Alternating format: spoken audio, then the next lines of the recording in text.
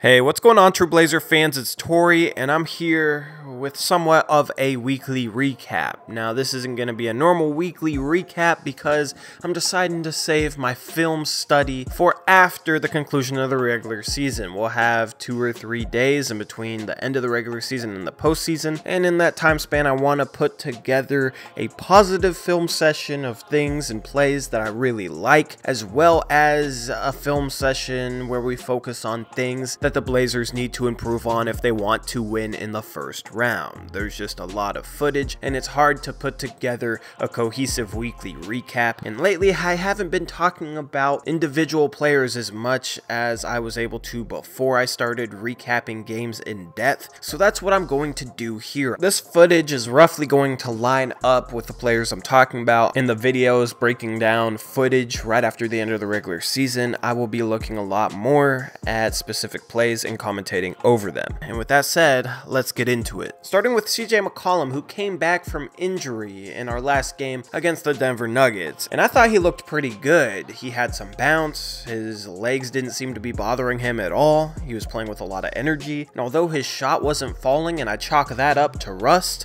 he was still playing a decent brand of basketball. He had 6 assists, had some very solid passes, especially to Enes Kanter in transition. I thought it was a good return game for CJ, and I think he'll be ready for the playoffs come next weekend. Damian Lillard had a 30-point game recently against the Nuggets. That was after he struggled in that first game against Denver, and I thought Dame got a little bit too much criticism from analysis on ESPN as well as some Blazer fans. He made a lot of very good passes in that game. A lot of his teammates seemed to have trouble catching a lot of his passes, and it wasn't because it was bad passes. The ball was hitting them in the hands, but you had multiple times where a guy wide open underneath the basket could not catch the ball, and it ended up being a turnover. This is a game where Dame should have had 14 or 15 assists, and if that was the case, you'd be looking at it as, oh, he struggled from the field, but he made all the right plays. He had 14, 15 assists, and they won the game for it. But that wasn't the case because guys just could not catch the ball for some reason. They were also heavily trapping him, and without CJ, it's very hard for Dame to beat a defense that's geared up to get the ball out of his hands and trap him. Dame had been struggling from 3, but he finally regained that form in that last game against Denver, dropping that 30-piece, and he got hot in the second half, and Dame will be alright. A lot of people were saying he's exhausted, and that might be somewhat the case, but he'll probably end up being able to get some rest Wednesday night because I do think that Houston is going to end up beating OKC tonight. Even if he doesn't, if we play on Sunday, that's 3 days off between the end of the regular season and that Sunday game.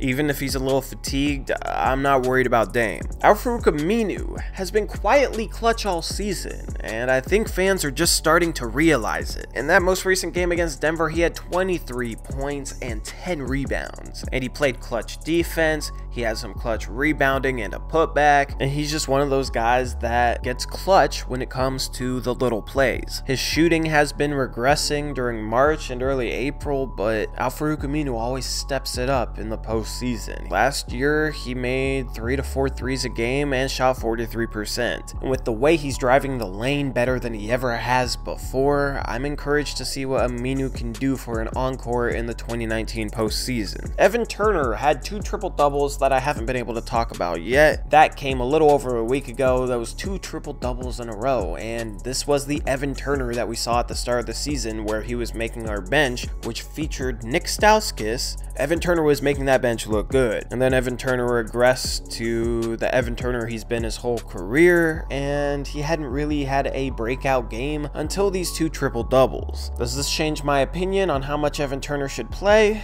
No, but it was nice to see, and if he can bring that in the postseason, he will be able to help our team. He's still a key player to getting a guy like Jake Layman going, who runs the floor hard in transition. Evan Turner is probably our best lob passer, and he's able to get Layman some easy buckets. With Layman, I hope that More easy buckets like that can give him some confidence to start knocking down threes, as Layman has been struggling mightily from three-point land as well. It almost seems like he's fading away even on set shots. His form looks very strange right now, but hopefully Jake can figure that out and get back to the Jake that he was almost all season long. Did hit some threes in that first game against the Denver Nuggets. He did play a good game there, a game that we saw regularly from him during January and February. Hopefully he can use that to get going. Enes Kanter has been terrific, and not only offensively. I guess in general terms, I shouldn't say he's been terrific defensively, but by his standards, I think he has. His defensive rating for the Blazers is a 109. He's gotten a lot better at rotating faster and getting off the ground faster and just simply contesting shots. He had 4 blocks against the Minnesota Timberwolves about a week ago, and this guy's defense has really improved. I really think that he's taking his role now as a starting center for a team that's looking at home court advantage. I really think he's stepping up to that role and taking the challenge head on of not only being a guy that can replace Nurkic's offense, because he has been. He's getting over 21 points per 36 minutes and he's doing so very efficiently, but he's also taking on the challenge of improving his defense and giving an effort on the defensive end that he's never given before. Even the ESPN commentators noticed that, man, Enes Kanter is really putting forth some effort on defense, and it's showing. Enes Kanter's defense is as crucial as any skill set for any of the role players of the Portland Trail Blazers when we head into the postseason. Teams will try to abuse him and pick and roll and take him out of the game based on his defense. If he can hold his own in that regard, it'll be huge, because we need that guy playing 30 minutes a night for our offense. Seth Curry has been on fire lately, and this was the Seth Curry I expected all season long. The dynamite sixth man that can score at the rim, can score from mid-range, and of course, as a Curry, can hit threes. He's been shooting the three phenomenally all year, but he had been struggling from inside the arc. Now he's finally finishing around the rim, he's finally hitting mid-range shots, and he's looking like the 3-level scorer that I expected him to be. With CJ out, he really stepped up and replaced his production, was a huge reason as why we were still able to win some games. Now that he's coming back off the bench, I hope to see that continue, as he's the type of guy who's scoring, can change the course of a game right when he subs in. Rodney Hood has been impressing me as well. He's been pretty consistent lately, and he's not shooting the 3-ball well, but he's not shooting it too poorly that it's a bad shot right now. He's shooting it at 35% with the Portland Trail Blazers, and it's been a little bit better lately than when he started off his tenure here. He's had some really solid scoring games, attacking the rim, scoring from mid-range, and not only that, but his passing and his defense are both better than I expected them to be. I think his defense is much better in Portland than it was in Cleveland, and him along with Enes Kanter have been very surprising in a good way on the defensive end. And it just has me thinking, man, if Nurkic didn't get hurt, we should have Enes Kanter, Rodney Hood, and Seth Curry coming off the bench. With how those 3 guys are playing right now, we would possibly have the best bench in the league, and I don't count the Clippers because they start worse players than Montrezl Harrell and Lou Williams. But based on guys coming off the bench because they're not better than who was ahead of them, Kanter, Hood, and Curry would have probably been the best 6th, 7th, and 8th man combination in the league, and it just sucks that Nurkic got hurt. Now it's only Hood and Curry. That's still a very good 6th and 7th man group, but man, if Kanter was coming off the bench too, our bench alone could have won us a playoff series in my opinion. And lastly, Zach Collins has been playing much better since Nurkic went down with that injury, and Zach Collins' defense is still very impressive, but he's been fouling a lot less. He's been being smart. Maybe it's a little bit more respect from the refs, because I've always felt like NBA refs have disrespected Zach Collins. That based on the ticky-tack stuff they call Zach for, and then Zach on offense doesn't get the same calls in his favor. But he's been more methodical inside, using a pump fake a little bit more to get defenders out of position and then finishing.